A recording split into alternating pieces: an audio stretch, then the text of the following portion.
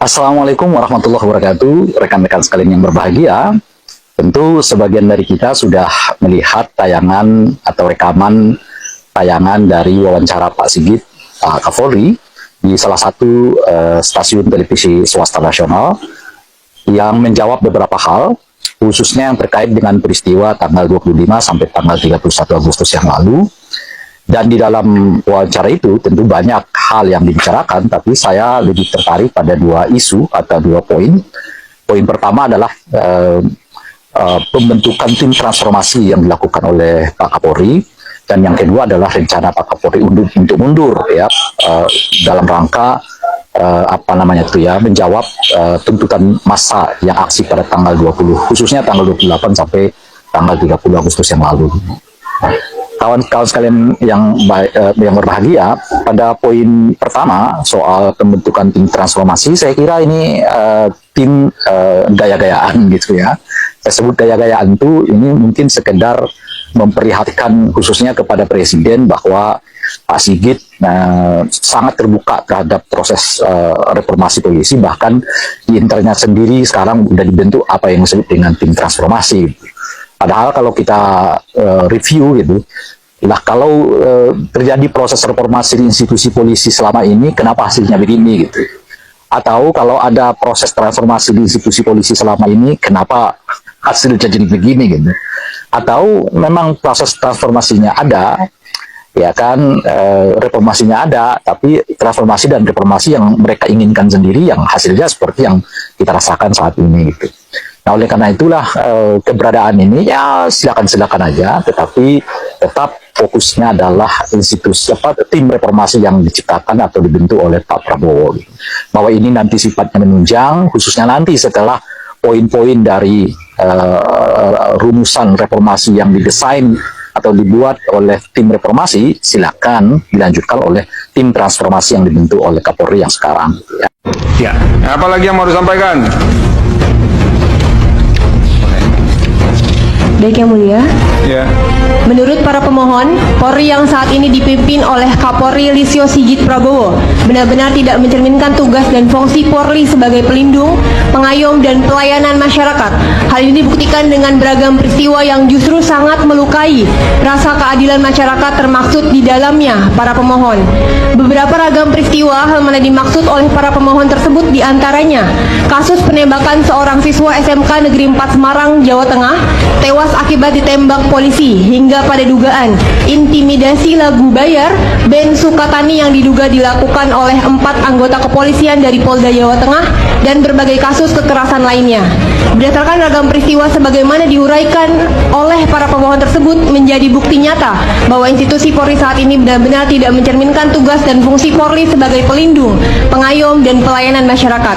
Peristiwa tersebut tidak lepas dari tanggung jawab Kapolri sebagai pimpinan institusi Polri, yang padahal Kapolri menduduki jabatan yang sangat strategis yang memiliki implikasi besar terhadap pencapaian tujuan negara, yaitu tujuan negara untuk melindungi segenap bangsa Indonesia dan seluruh tumpah darah Indonesia, dan untuk memajukan kesejahteraan umum.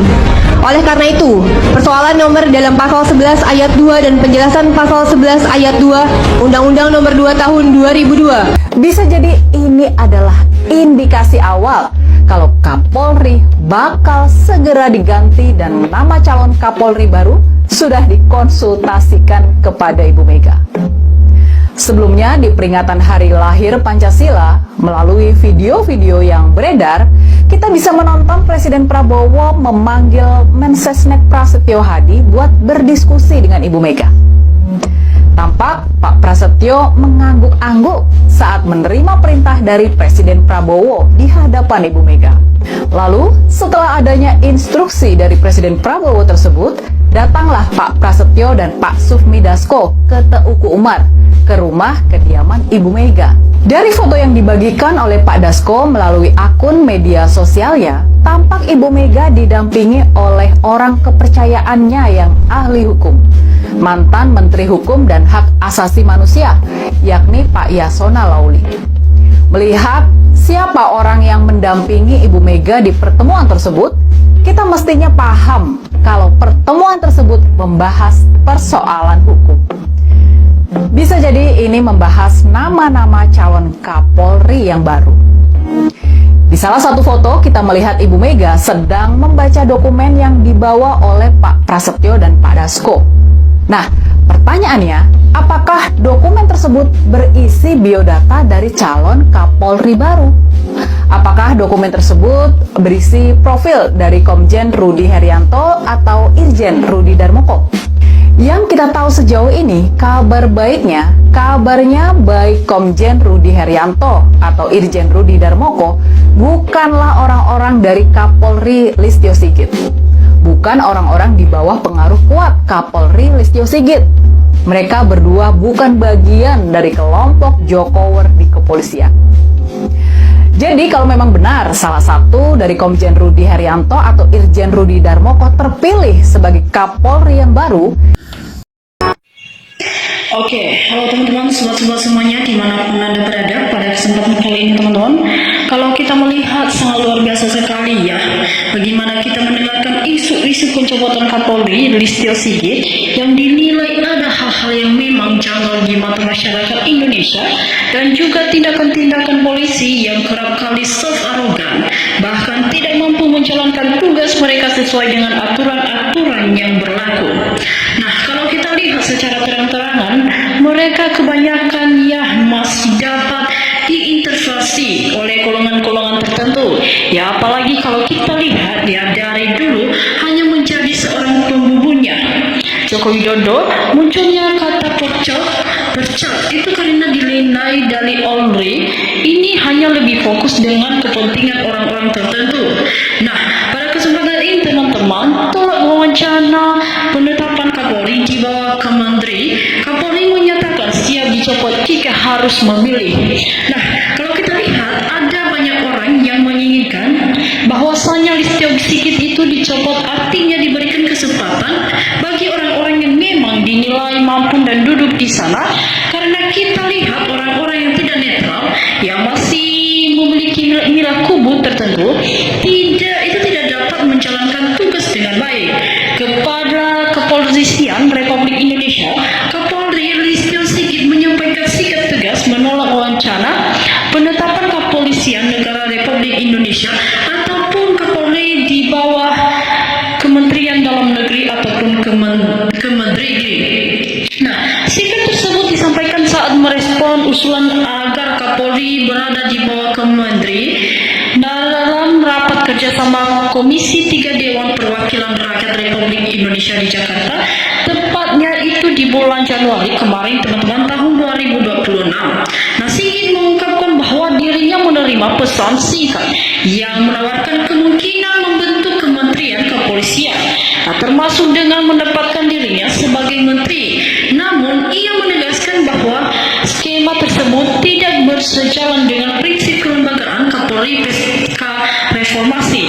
Nah, hal ini saya tegaskan di hadapan Bapak Ibu sekalian dan seluruh jajaran bahwa saya menolak kepolisian di bawah kementerian, dan kalaupun saya yang jadi kementerian polisian, saya lebih baik menjadi petani saja.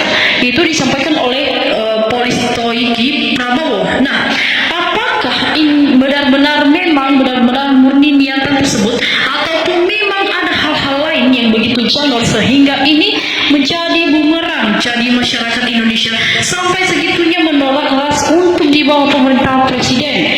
Ia memandang bahwa penetapan Polri di bawah kementerian berpotensi mengurangi independensi institusi kepolisian. Listio Sigit menilai perubahan struktur tersebut tidak hanya berdampak pada Polri, tetapi juga pada efektivitas. Nah, penyelenggaraan negara dan posisi presiden sebagai pemenang kekuasaan pemerintahan. Dalam penjelasan, ia menyampaikan bahwa apabila dihadapkan pada pilihan antara mempertahankan posisi Polri langsung dibawa ke presiden atau membentuk Kementerian Kepolisian, dirinya memilih untuk mengakhiri jabatan ya sebagai Kapolri. Nah, apakah benar-benar siap untuk dicopot dari jabatan sebagai Kepala Kepolisian Republik Indonesia? Itulah pertanyaan-pertanyaan yang selalu muncul di benak masyarakat Indonesia bertuju Kepala Kapolri Listio Sigit. Nah, saat ini apalagi ada pilihan apakah polisi tetap berada di bawah presiden atau polisi tetap di bawah presiden, namun ada menteri kepolisian. Saya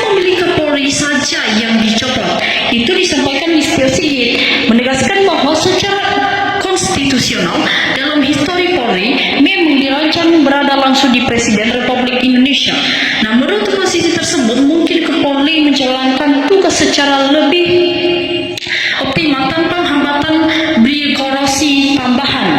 Nah, artinya dengan posisi seperti ini ya, maka sangat ideal kalau Polri berada langsung di bawah Presiden, sehingga dalam melaksanakan tugasnya Polri akan lebih maksimal dalam lebih fleksibel. Ya, itu disampaikan oleh Bung Listio Sigit ya.